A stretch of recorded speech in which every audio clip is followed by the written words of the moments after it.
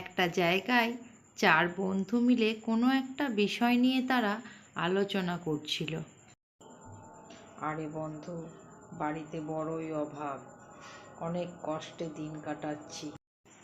না খেয়েই বা কতদিন কাটাবো, আর কোনো ব্যবস্থা না করলেই নয়। তা যা বলেছ ভাই, সংসারে শুধুই অভাব, অনটন আর অশান্তি। আমাদের রোজগার করার জন্য কিছু উপায় বার করতে হবে। শুনেছি পাশের গ্রামের ওই জঙ্গলে একজন সাধু বাবা এসেছে, তার কাছে গেলে হয় না?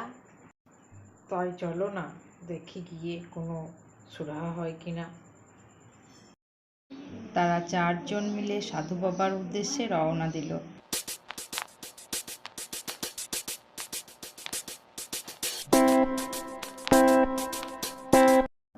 সাধু বাবার কাছে আসতেই সাধু বাবা তাদের মনের ইচ্ছা জানতে পারল।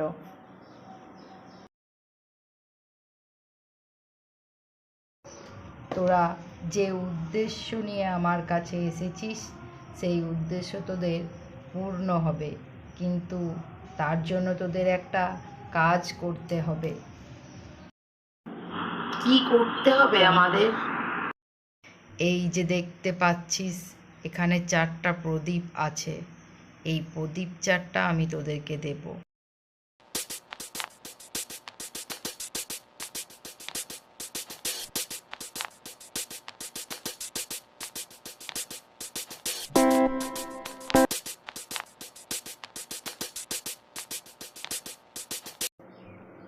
এই প্রদীপ হাতে করে উত্তর দিকে সোজা হাঁটতে থাকবি।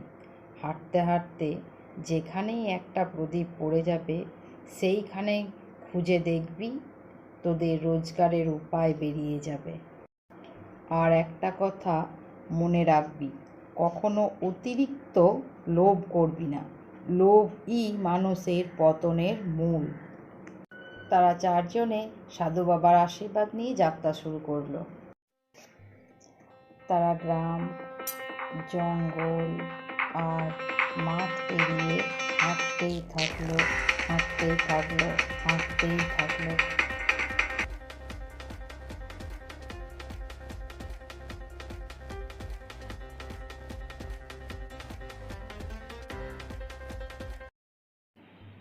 তারা হাঁটতে হাঁটতে একটা জঙ্গলে প্রবেশ করে, আর জঙ্গলের মধ্যে এসে এক বন্ধুর প্রদীপ হাত থেকে পড়ে যায়। আরে আমার প্রদীপটা হাত থেকে পড়ে গেল। এইখানটা আমাদের ভালো করে খুঁজতে হবে আর দেখতে হবে কি হয়। আরে আরে, প্রদীপটা কি হচ্ছে? দেখো দেখো।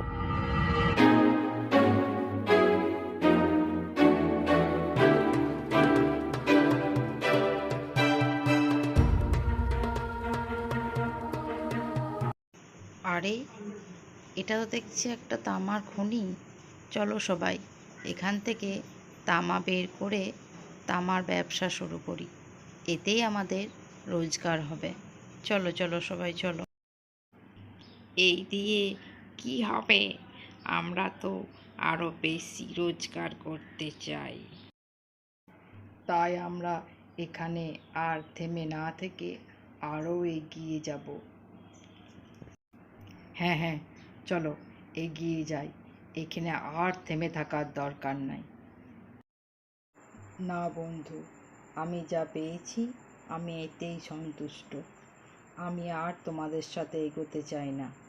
আমি এবার বাড়ি ফিরতে চাই, আর বাড়ি ফিরে নতুন ব্যবসা শুরু করতে চাই। তোমরা চাইলে তোমরা এগোতে পারো, আমাকে বিদায় জানিয়ে। তিন বন্ধু আরও বেশি কিছু পাওয়ার আশায় আবার তারা নদী নালা পেরিয়ে হাঁটতে শুরু করলো।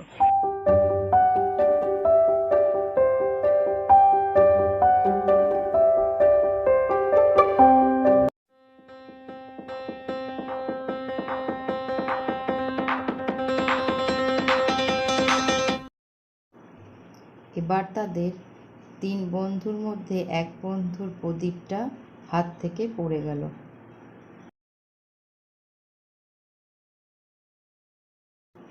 আরে ভাই, আমার প্রদীপটা তো এখানে পড়ে গেল। এখানেই তাহলে আমাদের রোজগারের উপায় বেরোবে আমার মনে হচ্ছে। আরে, প্রদীপটা লক্ষ্য করো, আগের মতন হচ্ছে।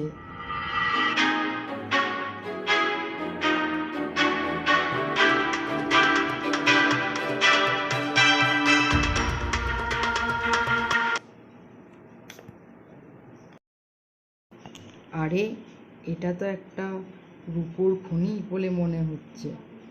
চলো বন্ধুরা, এইতেই আমাদের ভাগ্য ফিরে যাবে। আমাদের আর কষ্ট করতে হবে না। আমরা সবাই বাড়ি ফিরে যাই। না ভাই, আমরা তোমার সঙ্গে একমত হতে পারলাম না। আমরা তো আরও বেশি কিছু পেতে পারি। হ্যাঁ, ও তো ঠিকই বলেছে। চলো আমরা আরও এগিয়ে যাই, আরও বেশি কিছু পাবো। তোমরা তাহলে যাও, আমি কিন্তু বাড়ি ফিরবো। আমি আর এগোতে চাই না। দুই বন্ধু ঠিক আছে বলে এগিয়ে চলল।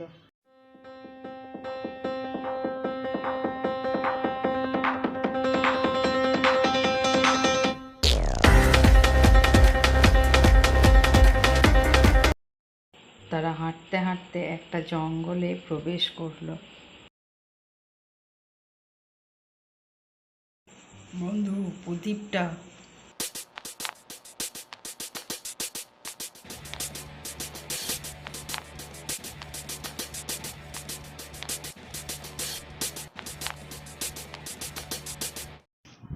চতুর্থজন হাঁটতে হাঁটতে এমন একটা জায়গায় পৌঁছালো যেখানে চারিদিকে বড় বড় পাথর, গর্ত আর জনমানব শূন্য।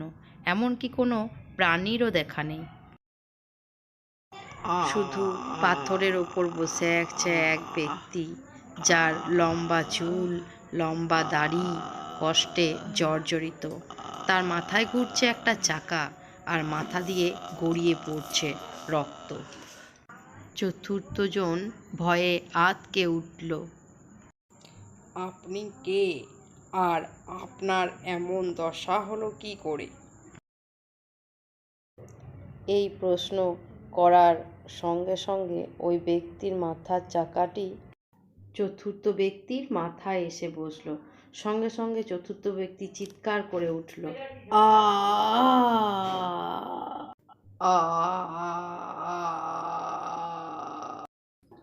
আমি হলাম সেই ব্যক্তি যে তোমার মতোই লোভে পড়ে এখানে এসে পৌঁছেছি। আর ওই চাকাটি হলো ধর্মের চাকা। ও তোমার মাথায় ততদিন থাকবে যতদিন না কেউ তোমার মতোই লোভে পড়ে এখানে আসছে। আর ততদিন তোমার মৃত্যুও হবে না। তুমি ভাববে মৃত্যু হলেই আমি শান্তি পাবো, কিন্তু তুমি সেই শান্তিও। দেখলে তো বন্ধুরা, অতিরিক্ত লোভ করলে কি হয়? কখনোই অতিরিক্ত লোভ করতে নেই। সবসময় অল্পে সন্তুষ্ট থাকতে হয়।